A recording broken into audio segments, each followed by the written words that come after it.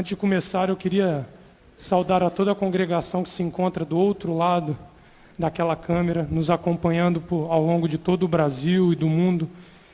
Irmãos, é uma congregação muito maior do que essa, que nos acompanha à distância e que tem uma fome enorme da palavra.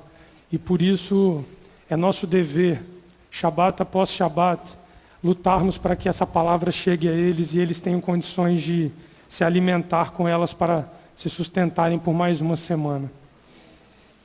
Eu queria mandar um abraço especial, vocês ainda não os conhecem, mas creio que cedo, em breve, eles estarão aqui conosco. O pastor Alexandre, lá de São Paulo, e o Josias, são duas pessoas que eu tive a oportunidade no último Shabat de conversar com eles, lá em São Paulo, e eles viraram para mim e disseram o quanto eles têm sede e fome de aprender sobre o retorno ao eterno.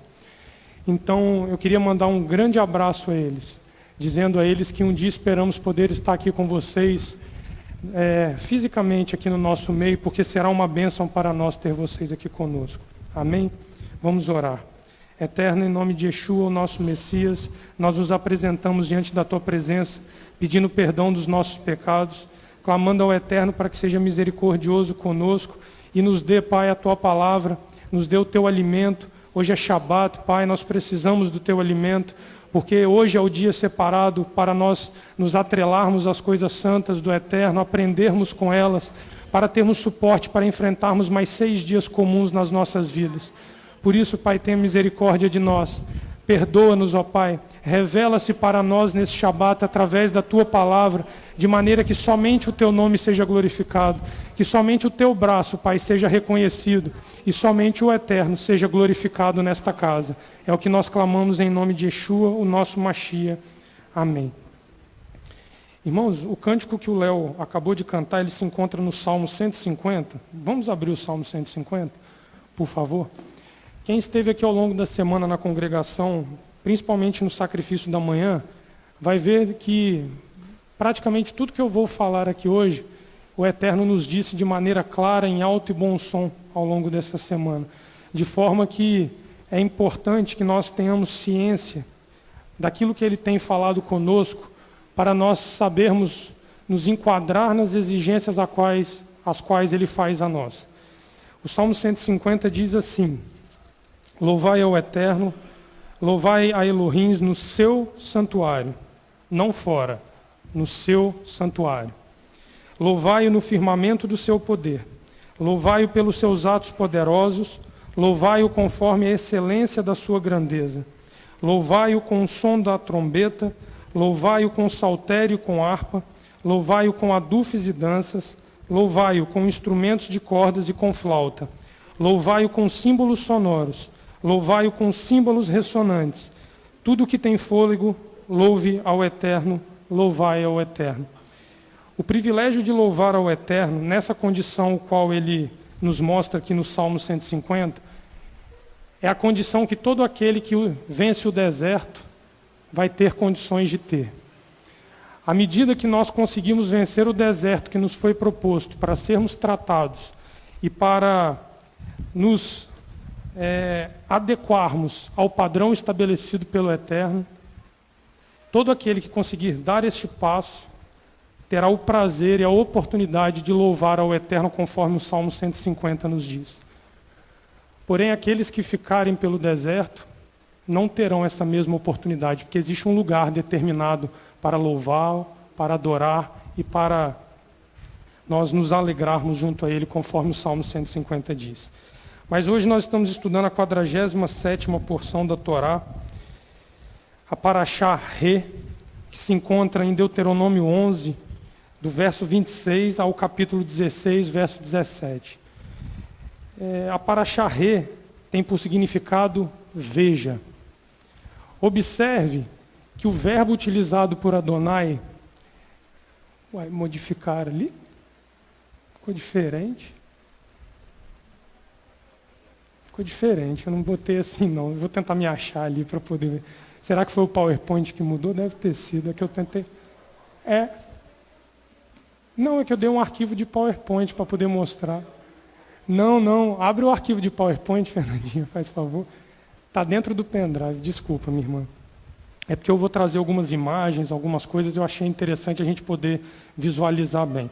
A Parashá Rê, ela usa isso. Volta só um pouquinho, para a gente não se perder ali, para eu poder me localizar. Eu tive um pouco de dificuldade estudando a Parashá, porque ela é muito conceitual. Tem muitas coisas de conceito. E eu fiquei muito feliz de ver o Roberto aqui hoje, porque o conceito jurídico está inserido nessa Parashá. Você vai me ajudar aqui, por favor, Bebeto. Porque a gente entende limitadamente, né? Eles têm o dom de entender o direito de uma maneira suprema. Então, a Parashá Rê, ela se inicia com um verbo no imperativo, veja. Quando nós definimos um verbo no imperativo, nós não temos opção de não praticar tal ação a qual o verbo nos chama. Então, se tivesse dito vá, você tem que ir. Mas está escrito veja. Então, nós temos que ver. Temos que observar algo que o Eterno quer nos mostrar. Então, vamos ver o que ele começa falando conosco aqui no versículo 26 do capítulo 11, ao verso 32. Vede, veja, hoje eu ponho diante de vós a bênção e a maldição. A bênção, se ouvirdes os mandamentos do Eterno vosso Elohim, que hoje vos mando. A maldição, se não ouvirdes os mandamentos do Eterno vosso Elohim, e vos desviardes do caminho que hoje vos ordeno, para seguirdes outros deuses que não conhecestes. Quando o Eterno, o teu Elohim, te fizer entrar na terra que vais conquistar, ainda não era uma terra conquistada, ela seria conquistada, pronunciarás a bênção sobre o monte Gerizim e a maldição sobre o monte Ebal. Porventura, não estão eles além do Jordão, na direção do pôr do sol, na terra dos cananeus, que habitam na campina, próximos de Gilgal, junto aos carvalhos de Moré? Estais atravessando o Jordão para entrar e possuir a terra que vos dá o Eterno vosso Elohim. Quando tomardes posse dela e nela habitardes, tende cuidado em cumprir todos os estatutos e os juízos que hoje vos propõe. Então, a gente precisa entender em que momento Israel estava, onde eles estavam fazendo o quê. Então, eu botei o mapa, Fernanda, passa o primeiro para ele para a gente. Eu sei que ficou pequeno, vocês me perdoem, mas se estiver dando para ver, o mapa à esquerda é um mapa que está mostrando o território de Israel e os países vizinhos, e aquela linha azul cortando de norte a sul é o Rio Jordão. Então Israel, nesse momento, se nós observarmos Números capítulo 22, verso 1, é a chegada do povo de Israel à planície de Moabe. E ali Israel fica até cruzar o Jordão. Então, cronologicamente, se nós pegarmos o final do livro de Números e todo o livro de Deuteronômio até a morte de Moisés, nós estamos parados ali.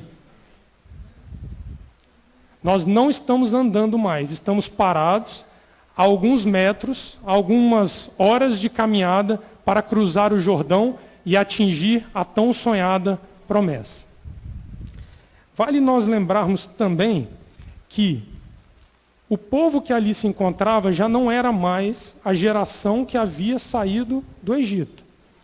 Era uma geração constituída de jovens com pouca ou quase nenhuma experiência militar, principalmente militar, mas eles não viram as grandes teofanias do Eterno no Egito.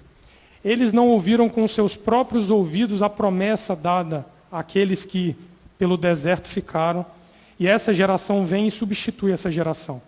Então o livro de Deuteronômio, ele trata com muito cuidado os últimos, alguns estudiosos dizem últimos meses, outros dizem últimos dias de vida de Moisés, tentando trazer sobre essa nova geração o entendimento de tudo aquilo que havia se passado nos 40 anos de deserto, os estatutos, as leis, os juízos que o Eterno havia estabelecido para o povo qual pereceu no deserto.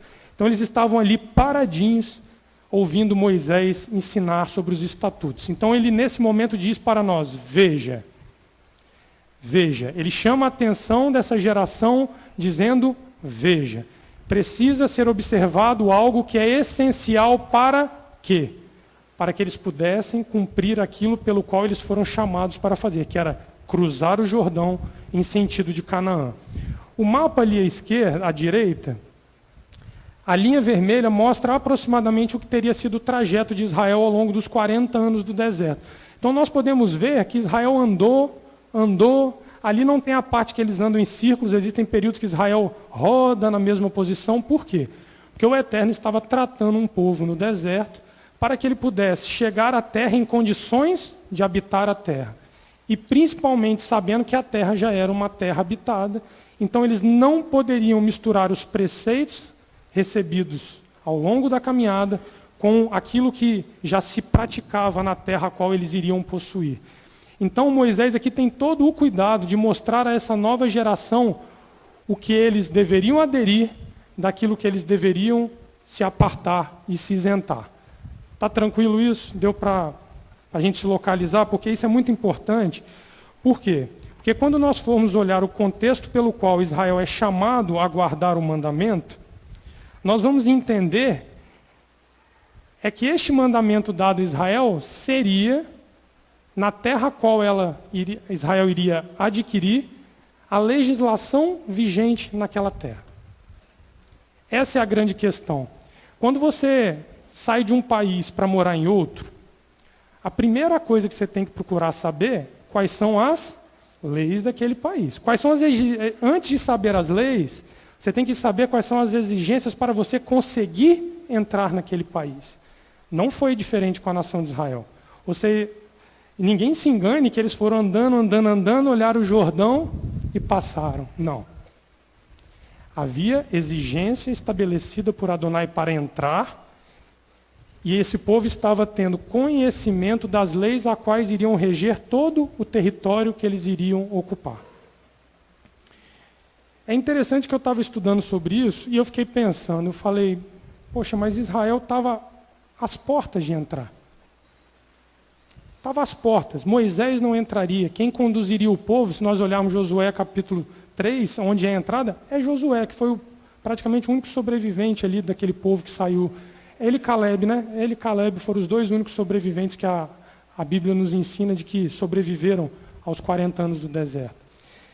Então, eu fui ler alguns textos sobre essa questão de posse de terra, e eu achei um comentário de estudiosos da palavra, dizendo que o livro de Deuteronômio, ele tem duas características muito importantes. A primeira delas é que ele é visto como o patamar ideal para que Israel pudesse estabelecer sobre si uma nação, se estabelecer sobre a própria nação um reino, uma nação de governo teocrático. Então, o Deuteronômio, ele pauta todo o cuidado na questão de que existe um governo estabelecido para reger a terra a qual vocês adentrarão. E não era um governo humano. Não era democrático, ele era teocrático, ou seja, o próprio Elohim iria reger a nação de Israel dentro da terra a qual eles habitariam. E o segundo ponto interessante é que quando eles estudam e comparam todo o propósito, não é propósito a palavra, todos os preceitos que o Eterno estabelece para a entrada do povo ali naquele momento, eles correlacionam através de um paralelo muito interessante com os tratados de suzerania que haviam no passado. Todo mundo aqui que fez vestibular recente, ou que vai fazer, deve estar com isso na ponta da língua, porque é exigência, dentro do contexto histórico, estudar a relação de suzeranos e vassalos. Só que essa relação, ela tipicamente ficou famosa por causa da Idade Média, onde um rei pegava um pedaço de terra e dava a alguém. E aquela pessoa se tornava um súdito dele e tinha poderes delegados por ele. Só que isso é uma prática que eu fui estudar, mais antiga do que a própria nação de Israel ali naquele local. Os próprios povos que já habitavam a região já tinham a prática de ceder território a outros para formar alianças. Então, quando esses estudiosos afirmam que o livro de Deuteronômio é um tratado de suzerania, dentro do contexto literal do que quer dizer esse contrato de suzerania ou tratado de suzerania, eu fui estudar sobre o tratado de suzerania para a gente poder entender melhor. Passa o próximo, Fernando. Desculpa, a letra está pequena de novo. Eu vou tentar acertar da próxima vez, porque fica ruim para quem está de longe. Às vezes o pessoal de longe. Então, o tratado de suzerania, ele estabelece uma relação particular entre o suzerano e o vassalo. Quem é o suzerano? É o soberano. É aquele que é possuidor do bem. É aquele que tem domínio sobre algo. E o suzerano na relação é o que doa. Ele não é o que recebe. Quem recebe é o vassalo, que é conhecido como súdito ou servo. Então é uma relação onde alguém que tem poder para dar, dá a outro que tem condição de receber. Não existe inversão de valores, ele é unilateral nessa condição. O vassalo nunca cede ao suzerano. É o suzerano que cede ao vassalo. Ela é uma relação contratual onde o suzerano doa a posse de um território ao vassalo, impondo suas condições para a realização desse contrato. Então, quando eu chego para o Leomar e falo, Leomar, eu vou te dar esse pedaço de terra. O Leomar não está apto no contrato de suzerania, o Leomar não se encontra apto a questionar a proposta a qual eu ofereci a ele. Não existe negociação no contrato. Ou pega ou larga. Não tem. Ou você aceita ou você nega. Não tem meio termo. Não dá para pedir para o corretor de imóveis entrar na jogada e pedir um abatimento, diminuir o custo, amaciar um pouquinho na dureza que o contrato tem. Não, não tem. É um contrato rígido, o qual o suzerano tem o poder a qualquer momento de retirar do vassalo, caso o vassalo não cumpra o que foi estabelecido nesse contrato. Ficou claro isso? Está tranquilo de entender? Nós vamos ver que Israel está passando por um momento igualzinho a esse aqui. Moisés está ali repetindo para aquela geração, passo a passo, quais seriam os quesitos, para que eles pudessem adentrar. E Israel tem uma escolha a fazer. Adere ou não adere. Não tem meio termo. Não pode ficar parado na planície de Moabe mais tempo. Ou entra, ou procura habitação em outro lugar. Não ganhará território, vai procurar habitação em outro lugar. Então, quando nós olhamos essa questão, nós vemos que existe um peso sobre esse contrato. Um peso o qual, se nós tomarmos Elohim como nosso suzerano, o nosso Senhor, o nosso soberano, nós temos uma escolha a fazer antes de darmos o passo. Vamos ou não vamos? Essa é a grande questão que a nação de Israel vive nesse momento. Pois não, Alexandre? Por favor. Por favor.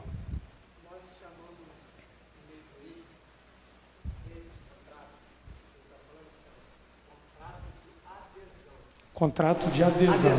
É um termo moderno para o contrato de suzerania. Não, por que é um termo? Porque você vai entender porque esse contrato de adesão nós temos colocado.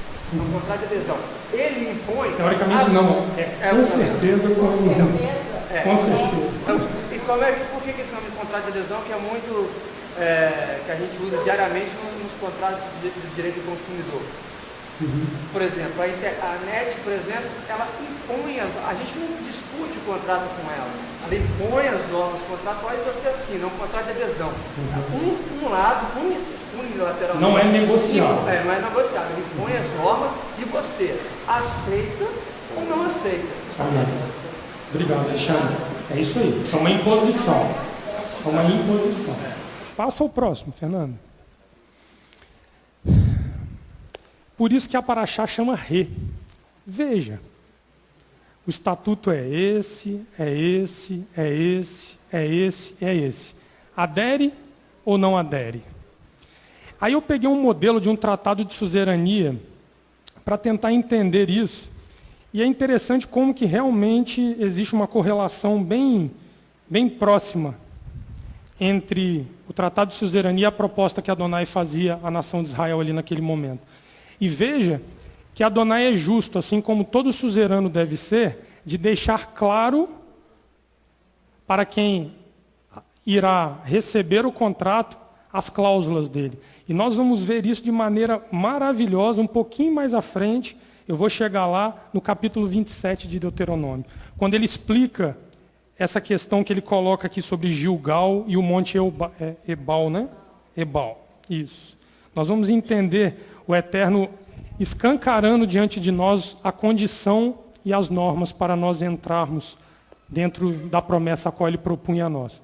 Então eu peguei um tratado de suzerania, e o tratado de suzerania ele começa sempre redigindo um prólogo, que é uma breve história contando o histórico da relação entre o suzerano e o vassalo. Um dos quesitos para se assinar um contrato de suzerania é que em algum momento houvesse uma relação entre quem doa para quem recebe. Você não poderia dar para qualquer um. E muitos, na antiguidade, relacionavam esse conhecimento à questão de sangue. Ou seja, você só doava para um familiar próximo ou para alguém aparentado de você, não para um estranho. Interessante que se nós olharmos dessa forma, Adonai reconhece Israel como um familiar, como um povo de sua possessão. Então ele oferece a esse povo. Ele não ofereceu a Moabita, a Amonita, a Midianita, a ninguém. Ele convida a Israel, mas também não fecha para os estrangeiros que estivessem junto com ela.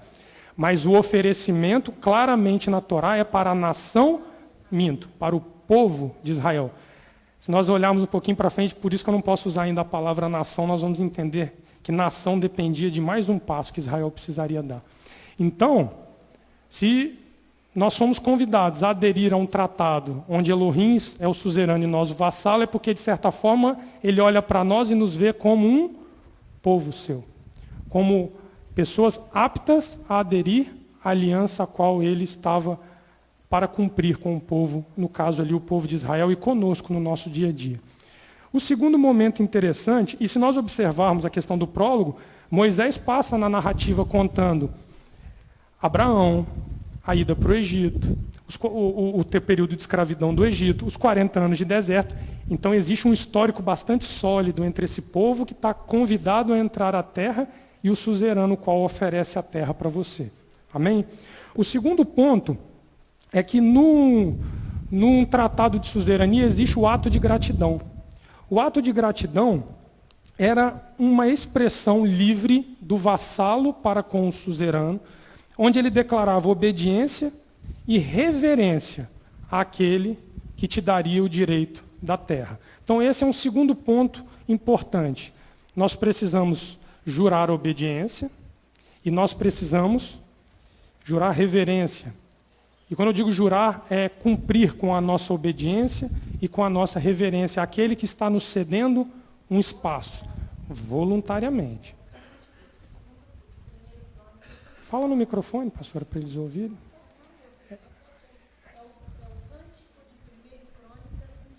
É o cântico de 1 Crônicas, capítulo 29. Isso. A partir do versículo, a senhora quer que a gente vá lá para ler? Então vamos lá então, 2 Crônicas. É o rei Davi, não é isso? Nós oramos esse texto há um tempo atrás aqui na congregação. Quando nós recebemos a Beit, nós estávamos orando esse texto. Sim, perfeito. 2 Crônicas 29, a partir do verso... 1 Crônicas 29, a partir do verso 14. Vamos lá. Crônicas 29, 14 a 18. Vamos lá. 1 Crônicas 29, de 14 a 18. Correto, pastora? É isso. Então vamos lá. Quem, porém, sou eu e quem é o meu povo, que pudéssemos dar voluntariamente estas coisas?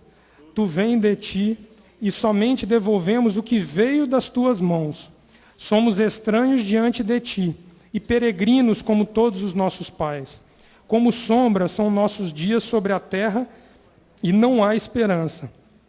Eterno nosso Elohim, toda essa riqueza que preparamos para construir um templo ao teu santo nome vem da tua mão e é toda tua.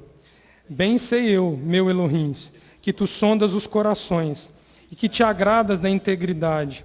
Eu também, na integridade de meu coração, voluntariamente dei todas essas coisas. E agora vi com alegria que o teu povo, que se acha aqui, ofereceu voluntariamente. Eterno Elohim de nossos pais Abraão, Isaque e Israel, conserva para sempre no coração do teu povo estas disposições e estes pensamentos e encaminha o seu coração para ti.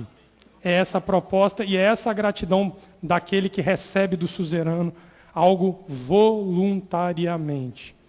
O convite ele é voluntário, mas existem condições para que você possa. A pastora está dizendo que aqui estão todas as condições.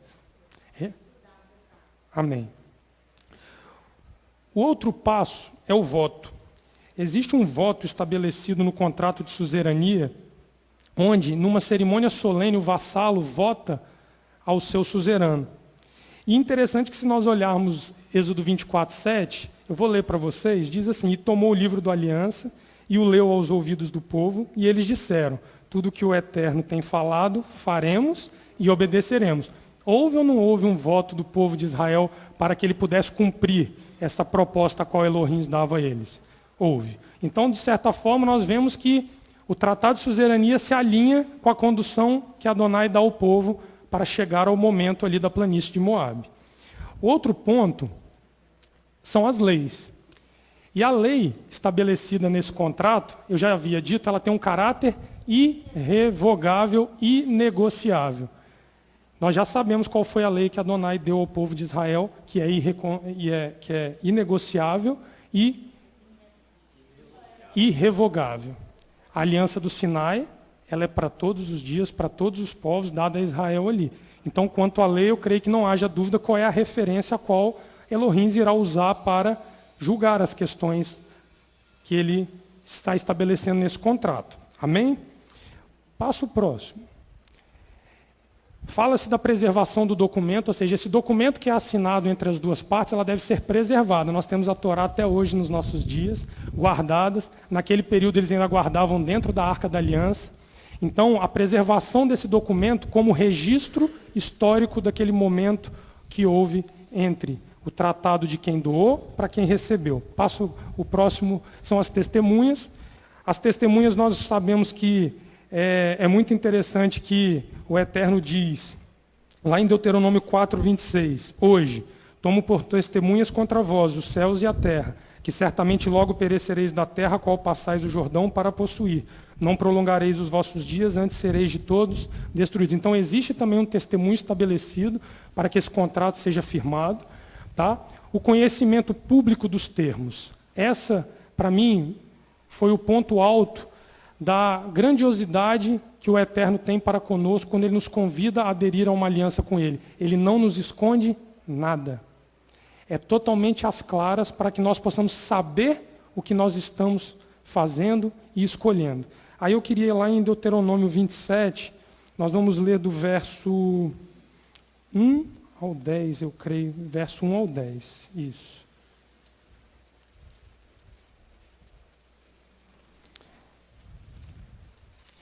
Aqui ocorre a explicação daquele final do versículo, a gente leu no capítulo 11, quando ele diz, no verso 29 do Deuteronômio 11, ele diz assim, quando o Eterno teu Elohim te fizer entrar na terra que vais conquistar, pronunciarás a bênção sobre o monte Gerizim e a maldição sobre o monte Ebal. Aqui a gente vai entender melhor o que ele está querendo dizer com isso daqui.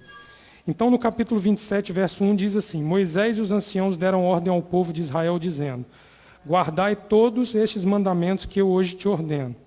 No dia em que passares o Jordão, para a terra que o Eterno teu Elohim te dá, levantarás pedras grandes e as pintarás com cal. Então, é quando passar. Ou seja, você aceitou aderir à proposta de Adonai. Escreverás nelas todas as palavras desta Torá, para entrares na terra que te dá o Eterno teu Elohim, terra em que manam leite e mel, como te disse o Eterno Elohim de teus pais. E quando tiveres passados o Jordão, levantarás estas pedras como hoje te ordeno no monte Ebal, e as pintarás com cal. Edificarás um altar ao Eterno teu Elohim, um altar de pedras. Não utilizarás ferramentas sobre elas. Das pedras inteiras edificarás o altar do Eterno, o teu Elohim, e nele oferecerás holocaustos ao Eterno, o teu Elohim. Oferecerás sacrifícios de ofertas pacíficas e ali comerás perante o Eterno teu Elohim e te alegrarás. Nestas pedras escreverás todas as palavras desta Torá, gravando-as com nitidez. Ou seja, para ficar claro a todo que por ali passasse, tivesse condições de ler e entender a proposta. Então Moisés, juntamente com os sacerdotes levitas, disseram a todo o povo de Israel: escuta e ouve, ó Israel. Hoje viestes a ser povo do Eterno, o teu Elohim. Obedecerás à voz do Eterno, o teu Elohim, e lhe cumprirás os mandamentos e os estatutos que hoje te ordeno. Então, a partir do momento que você entra e adere, você já é indesculpável quanto às questões de obediência e desobediência daquilo qual você pactuou junto com Adonai. Então, as pedras ficavam ali como uma forma simbólica de mostrar que era claro e aberto a todos o que Adonai exigiria do povo quando adentrasse a terra de Canaã. Tá? E a última questão são as obrigações contratuais. O vassalo precisa cumprir tudo aquilo que votou que faria. E qual é a obrigação do suzerano nessa questão? Dar a terra a qual ele prometeu dar. Essa parte, nós sabemos que no contrato não será violada nunca, porque ele promete a Israel a terra e dá a terra a Israel. Quem entra ou quem deixa de entrar, aí cabe a posição minha e sua para entendermos isso e aderirmos a isso daí. Amém? Oi.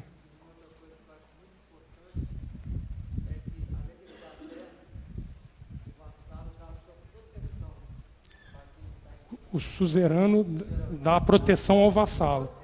Ele guarda. Isso.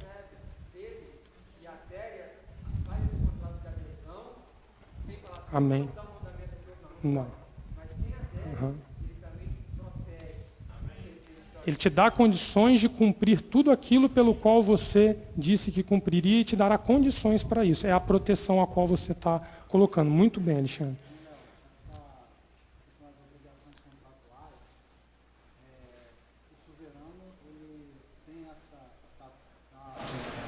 Obrigação, né, em relação à questão à terra, e a proteção, como a gente falou,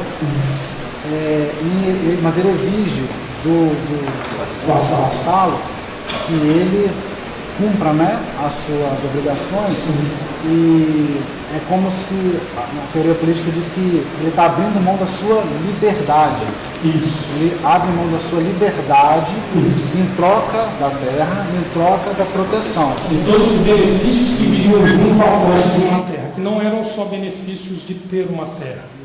Você garantiria sustento, você garantiria proteção, você garantiria teto, você garantiria perpetuar a sua família num lugar seguro. Amém. Promessas as quais povo que não tem terra não tem.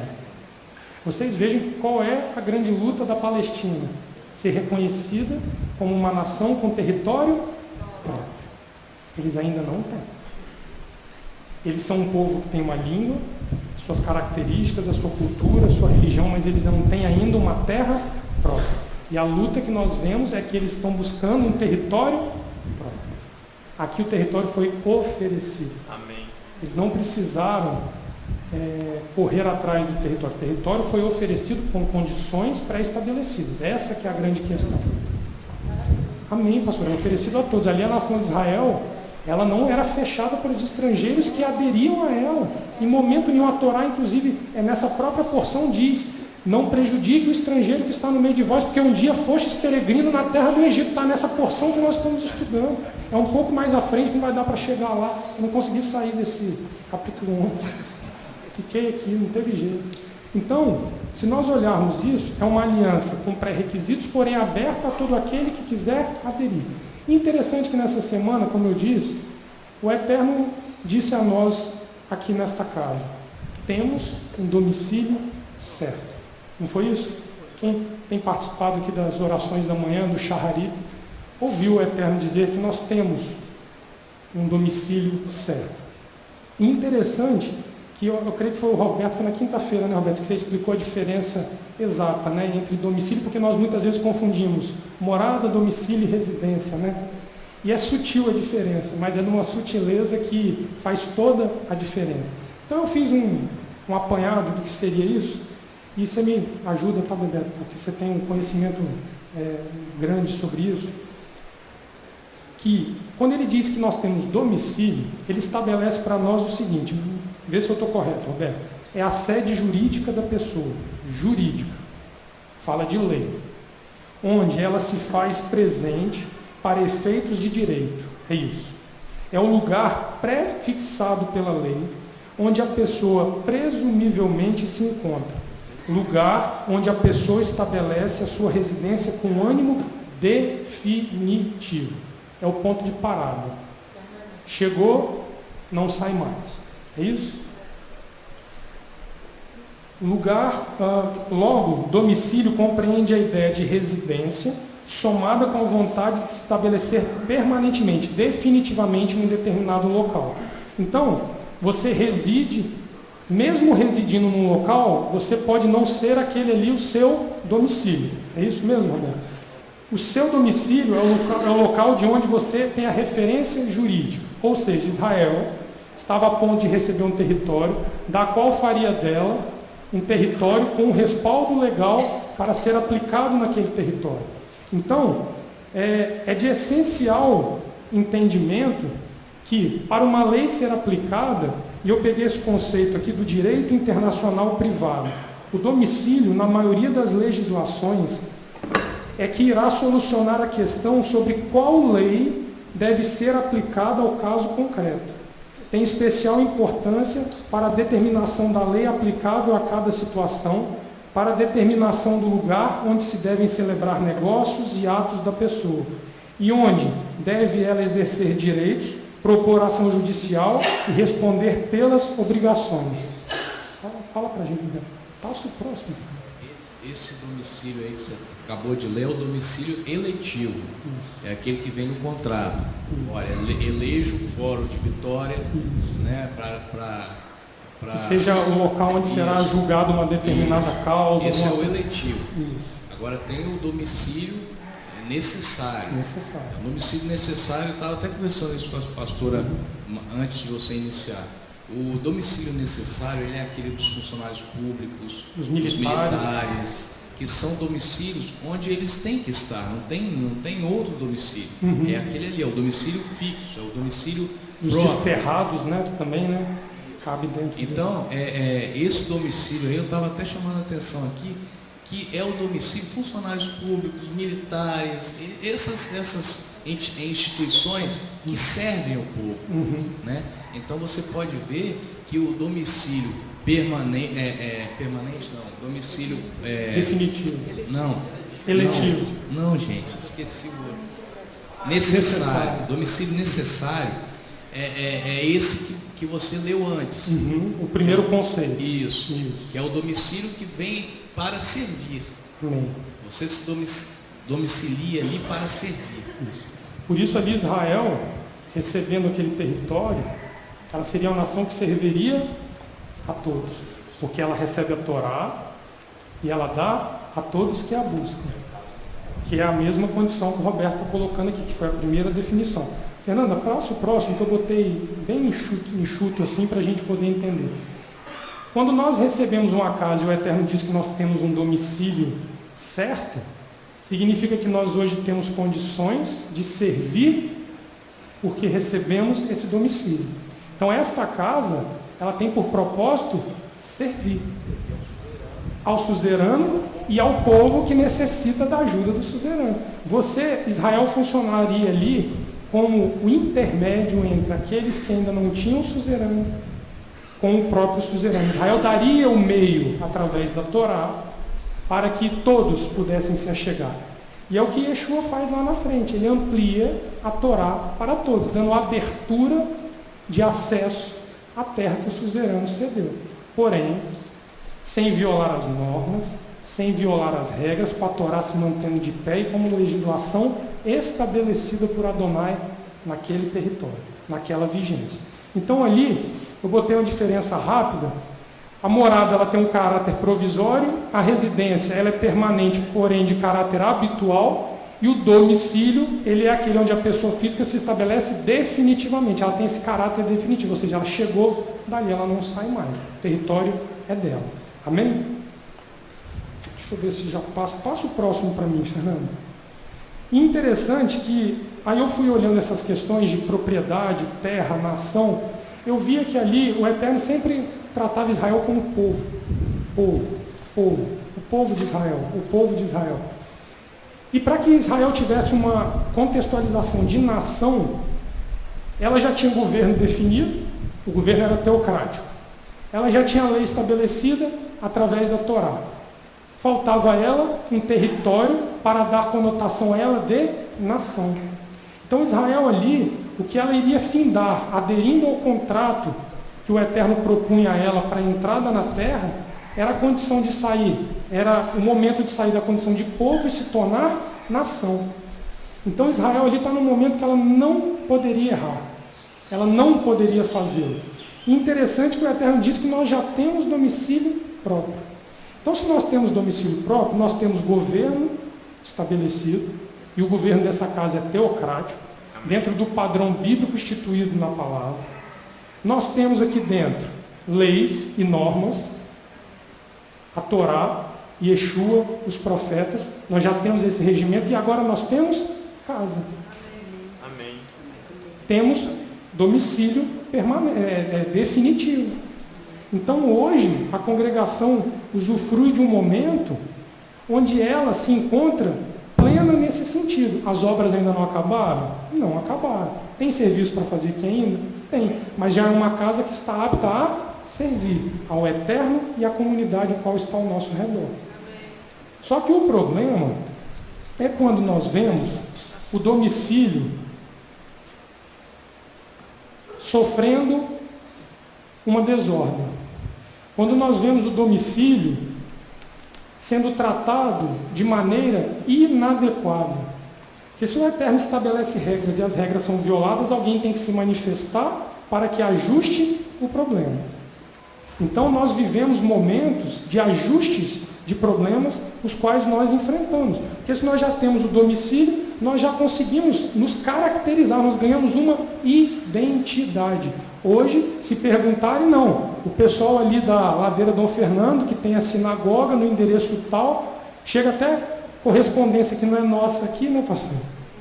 Já temos essa referência, já existimos para quem está ao nosso redor, porque já é observado em nós essa identidade de governo, de lei e de território.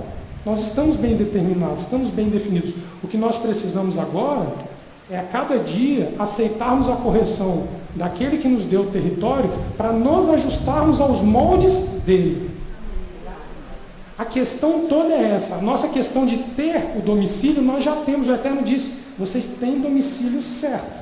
A questão é o ajuste para que esse domicílio esteja em linha com o contrato qual nós assinamos junto ao Eterno. Esse que é o grande ponto. Se nós formos lá em João capítulo 2, vamos dar um pulinho lá. Nós vamos ver Yeshua organizando o domicílio. E alguns ainda tiveram a ousadia de questionar a autoridade que ele tinha de ajustar o domicílio. E ele vai dar uma resposta para eles que coloca cada um deles dentro do lugar deles. Porque se tinha alguém, e se tem alguém em condições de ajustar o domicílio, era aquele que era um cumpridor da Torá.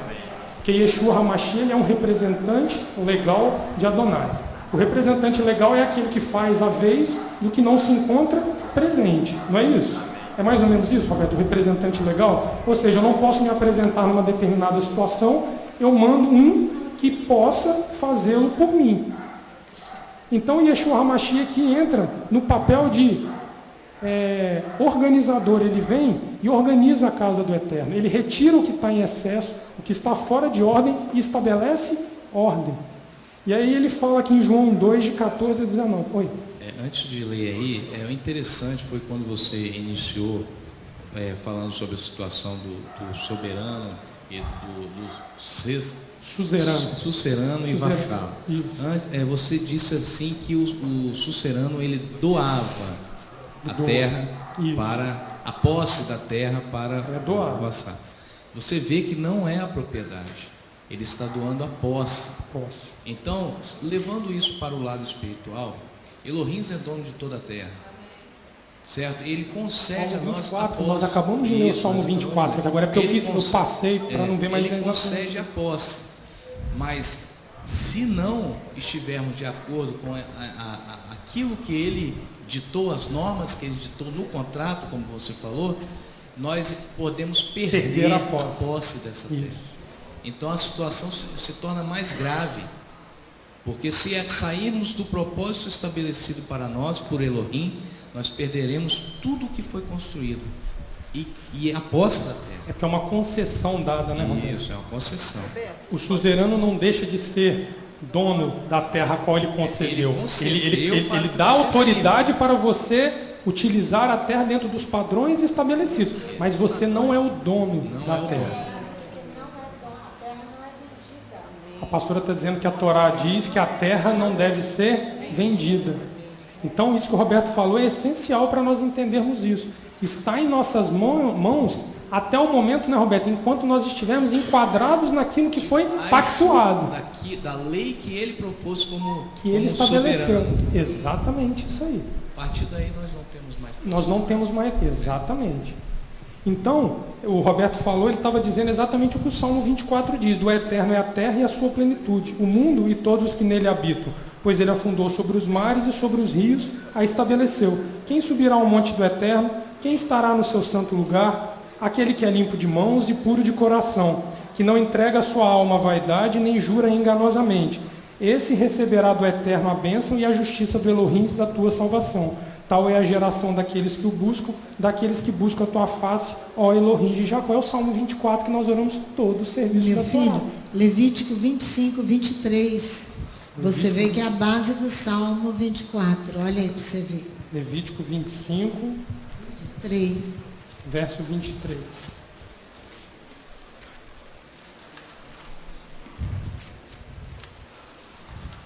Levítico 25, verso 23 diz: a terra não será vendida perpetuamente, porque a terra é minha e vós estáis comigo como estrangeiros e peregrinos.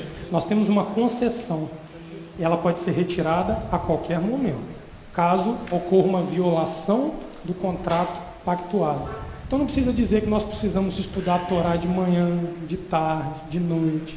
Precisamos orar, nos colocarmos em posição de nos submetermos ao mandamento e não questionar o mandamento, de não queremos inventar mandamento, de queremos estabelecer os nossos próprios conceitos ao invés do conceito pré-estabelecido pela Torá.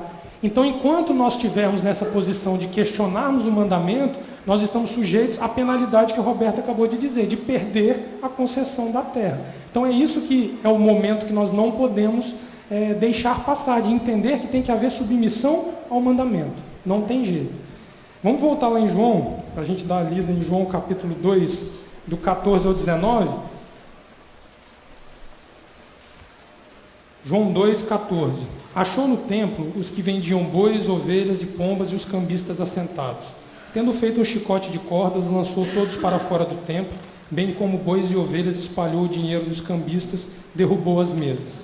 E disse aos que vendiam as pombas: tirai daqui estas coisas. Como ousais transformar a casa de meu pai em mercado? Seus discípulos lembraram-lhes de que estava escrito: o zelo da tua casa me consumirá. Então os judeus perguntaram: que sinal miraculoso nos mostra para provar que tens autoridade para fazer isso? Ou seja, Yeshua é questionado por aqueles que ali estavam, por estar botando em ordem a casa de Adonai. Ou seja, nem a maior autoridade constituída sobre nós, que é a própria Torá, expressa através de Yeshua HaMashiach, é suficiente para nós nos submetermos à correção a qual ele quer nos fazer. E ele vem com a resposta no verso 19: destruirei este templo e em 3 dias o levantarei de novo. E eles ficam sem entender o porquê ele usou esta resposta para poder fazer. Yeshua ali se coloca na posição de mestre, ele se coloca ali na posição de, que eu usei o termo aqui agora, representante legal de Adonai, porque ele tem a posse da Torá com ele, ele é cumpridor, exigente dos mandamentos, então ele não é flexível quanto ao mandamento. Ali não poderia haver mistura dentro da casa, dentro do templo do Eterno, como estava o santo e o profano. O que tem o seu eu aguçado com aquele que submete o seu eu à vontade de Adonai. E Yeshua ali estabelece um só padrão, a Torá. Ele é o que o Salmo diz: puro de mão, limpo de coração, é esse. Amém. É ele. Então Yeshua tinha autoridade para fazer aquilo. Agora, quando eles ali não reconheciam Yeshua, eles não estavam querendo se submeter à Torá, porque o que Yeshua fazia nada mais era do que cumprir que estava nos preceitos da Torá para aquele lugar. O templo era lugar de comércio, de mercado, de fazer esse tipo de coisa. Onde que nós vimos isso estabelecido? Era local de sacrifício, era local de ajuntamento da congregação. Então, Yeshua vem para estabelecer esta correção. E interessante que o Eterno também nessa semana usa o termo abadia, não foi isso, pastor? O termo que ele usou conosco. Que quando você tem uma casa dentro dos moldes do Eterno, ela não é um molde humano. E ele dá o exemplo de abadia para nós. Eu fui procurar ver o que era abadia. Passa o próximo, Fernando. Deixa eu ver se é o próximo. Vai. Isso. Abadia tem por definição, é uma comunidade monástica cristã, originalmente católica, sob a tutela de um abade ou de uma abadesa, que a dirige com a dignidade de pai ou madre espiritual da comunidade. Ou seja, a referência daquela comunidade era aquele o qual liderava aquela comunidade.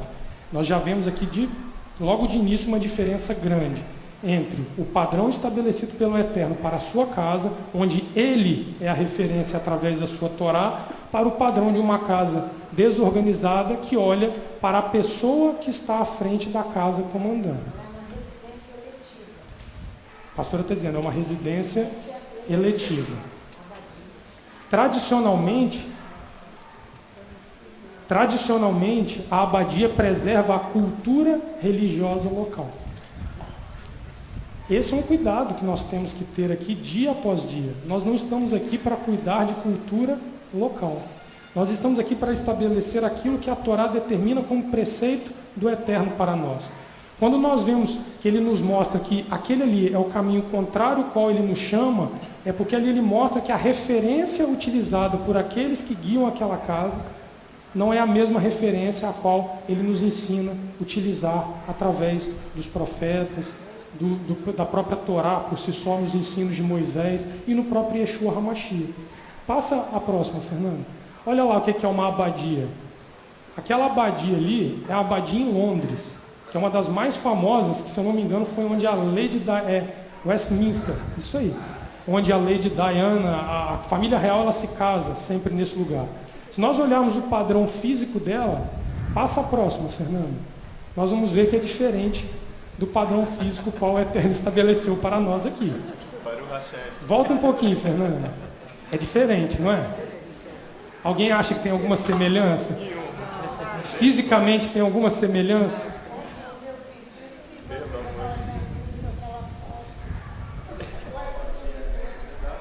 Essa é de Londres, onde a família real tem hábito de casar.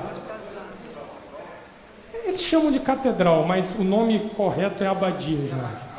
Passa novamente a foto da congregação. Aí eu procurando foto da congregação para colocar, para mostrar que até o nosso padrão arquitetônico é diferente, para não parecer assim que não tem absolutamente nada igual, passa a próxima foto. Aí eu achei uma sinagoga brasileira, parece com a nossa casa. Lembra a nossa casa? Tem o jeito da nossa casa? Então nós ganhamos uma identidade aqui dentro, não ganhamos? Ganhamos. Nós não poderíamos parecer nunca com aquele castelo, que aquilo está mais para um castelo do que para uma catedral onde se ensina alguma coisa que venha do Eterno. O nosso padrão é um padrão estabelecido pelo Eterno, não é nosso. São arcos nas portas, casas antigas que os nossos pais construíram quando eles vieram para cá. A sacada. Se nós olharmos daqui de fora, até lembra a congregação isso aqui. Isso é para o Eterno escancarar para nós que até fisicamente nós não podemos parecer e querer ser aquilo que o Eterno não nos chamou para ser. Essa é a grande questão. Nós não podemos querer ter e ser aquilo que os outros são. Nós temos que nos aderir àquilo que o Eterno nos chamou para fazer sem questionar, senão perderemos a concessão a qual nos foi dada desta terra e desta casa. E o padrão, ele está estabelecido. Agora eu te pergunto, se o padrão físico é tão diferente assim, e o padrão espiritual? Se você se coloca como uma casa de habitação perene de Adonai, como é que você acha que ele vai tratar com você? Se não através do mandamento, da Torá, dos profetas e dos ensinos de Yeshua. Não dá para misturar o santo com o profano, o comum com o que é santo. Israel tem que fazer a escolha. Veja, essa é a minha proposta. Se você aderir, você está debaixo de tudo aquilo que você assinou, pelo qual você leu, você teve ciência, você não é ignorante para acessá-la. Mas viver no meio das duas, parado ali na planície de Moabe, havia um tempo para aquilo acontecer. O tempo que Israel tinha era para aprender o que era necessário e cruzar o Jordão, porque ali eles já enfrentariam guerra, já enfrentariam batalhas. Então você não pode ficar parado mais tempo do que o Eterno quer que você fique, você precisa se posicionar. A questão toda é a posição a qual Israel tomaria ali naquele momento. É a nossa posição que nós tomaremos, porque nós já temos o território, nós já temos o governo e temos as leis. Qual é a nossa posição? Lutar contra aquilo que está estabelecido ou aderir? Fazer adesão ao Eterno e aceitar a correção, o ajuste, tudo aquilo que Ele quiser fazer conosco para que nós sejamos aceitos por Ele dentro desse contrato. Léo, e sábado passado, foi nos dito aí da Mimar, nós estamos nessa posição, nessa planície que nós estamos. É essa posição que estamos atualmente, o que você está falando. Exatamente. Nos dito aí dessa Mimar. É a planície de Moabe, a pastora está dizendo, é a planície de retorno, era a planície que antecedeu a entrada da terra de Canaã. Nós não temos como voltar. Não temos como voltar. Se você adere, é definitivo, você não pode voltar.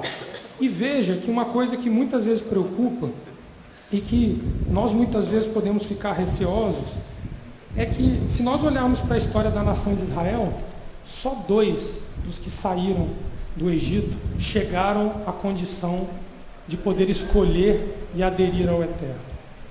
2. As contagens, né, Chico, passam de 2 milhões, não é isso? De pessoas que saíram do Egito, não é isso, pastor? Tem estudiosos que dizem de 2 a 2 milhões e meio, 3 milhões. 2 chegaram a adentrar a terra. O próprio Moisés ali não teve a oportunidade de entrar, não lhe foi permitido entrar. E muitas... Você está ensinando aí o profeta Isaías, no capítulo 52, no início do capítulo 52, ele ensina isso aí para nós, porque ele diz assim, nem o imundo, nem o incircunciso entrará. Então ele já está estabelecendo que essas normas elas vão prevalecer. Elas vão prevalecer. Se você ler aí o início, capítulo 52 de Isaías, ele é claro com isso, tudo aí que você está nos ensinando. E interessante é que se nós olharmos para a história de Israel, o povo ali não tinha subsídio para lamentar os que ficaram para trás. Eles precisavam entrar. Sim. Tinha que entrar. Não tinha volta. Porque os que ficaram para trás, eles não tiveram nenhuma menção honrosa na entrada da terra. Se você olhar, o Eterno estabelece a Torá lavrada em pedra. Isso só. Mais nada. E adentra. Toma a terra. E ali depois nós vemos Josué já conduzindo o povo no seu início ali da posição de Josué como líder ali, né? O livro de Josué trata muito disso. Então, o apóstolo Paulo ele fala exatamente sobre isso, que o nosso foco tem que ser o entrar, o alcançar da promessa, e não o olhar para trás e chorar pelo que passou, pelo que ficou, pelo que perdeu, pelo que deixou. Não. Vamos lá em 1 Coríntios capítulo 9, no verso 24, para a gente ver Paulo nos incentivando a olhar para a promessa e não para a perda que nós temos para alcançar a promessa. 1 Coríntios capítulo 9, do verso 24 ao 27.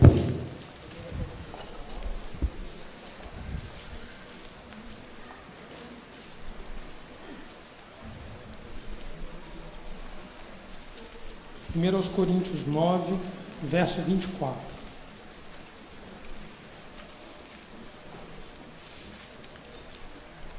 Amém? Não sabeis vós que os que correm no estádio, todos na verdade correm, mas um só leva o prêmio? Correi de tal maneira que o alcanceis. Todo aquele que luta, em tudo se domina. Eles para alcançar uma coroa que perece, nós, porém, para ganhar uma coroa que durará para sempre. Portanto, corro, não como indeciso. Eu tenho uma posição firmada. Eu sei qual foi a minha escolha, é consciente a minha escolha. Combato não como batendo no ar. Antes, subjugo o meu corpo e o reduzo à servidão, para que, pregando a outros, eu mesmo não venha de alguma maneira ficar reprovado. Olha para a promessa, não olha para o que vai ficar para trás, porque senão você não atravessa o Jordão. Você não alcança aquilo que o Eterno está te propondo num contrato às claras. Ele não esconde nada. A Torá hoje, então nos nossos dias, então, hoje tem livro, tem internet, não é cerceado a ninguém. Em todas as línguas a Torá está traduzida, em chinês, em japonês. Não há como dizer que não conhecia. A nossa decisão, a partir do momento que nós entendemos com clareza o chamado qual o Eterno tem, irá exigir de nós abrir mão daquilo que nós queremos, abrir mão daquilo que nós achamos que deve ser, para cumprir a suprema vontade do Eterno sobre as nossas vidas. E eu queria finalizar com vocês, lendo uma coisa que eu escrevi à noite, dizendo assim: a exigência que ele nos faz é a mesma que fez a Israel, guardar todos os mandamentos contidos na Torá, escrevendo nos corações, inculcando nas nossas mentes e também nas mentes das gerações futuras. É o Shema Israel que nós oramos todo dia. Na casa que ele nos deu, que também já há um governo estabelecido e ele é teocrático, uma legislação vigente que é a Torá e um território bem delimitado, que é a casa o qual ele nos deu para vir e atender ao chamado qual ele nos fez. Então, meus irmãos, é momento de nós atentarmos para o livro de Deuteronômio, para entendermos que ali havia um ensino para adentrar a promessa. Moisés toma os últimos dias da sua vida ensinando o mandamento para que eles pudessem adentrar e finalizar o processo de saída do Egito até a chegada da terra de Canaã. E que assim nós possamos dar esse passo. Aqueles que ainda estão indecisos, avancem rumo à promessa, nós possamos ter condições de aderir ao que o Eterno propõe a nós, sem questionarmos a maneira a qual Ele irá fazer conosco. Amém, meus irmãos? Amém. Eterno, nós queremos Te louvar, nós queremos Te agradecer, porque o Eterno é bom para conosco, Ele é tardio em irar-se, Ele é benigno, Ele é compassivo, e Ele nos dá todas as chances, Pai, para alcançarmos aquilo que o Eterno propõe para nós. Por isso, Pai, dá-nos a intrepidez, a adesão a Ti necessária, para fazermos uma escolha definitiva em nossas vidas. Que nós não venhamos, ó Pai, ser pedra de tropeço para ninguém que quer cruzar o Jordão, que nós não venhamos ser pedra de tropeço, Pai, para aqueles que já estão no Jordão, e que nós tenhamos condições, ó Pai, de nos colocar em linha com a Tua palavra e com a Tua vontade.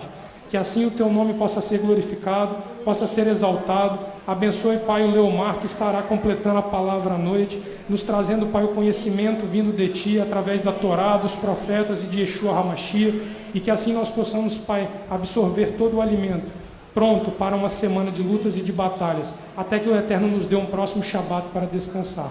É o que nós colocamos diante da Tua presença neste dia de Shabat, em nome de Yeshua, nosso Mashiach. Amém.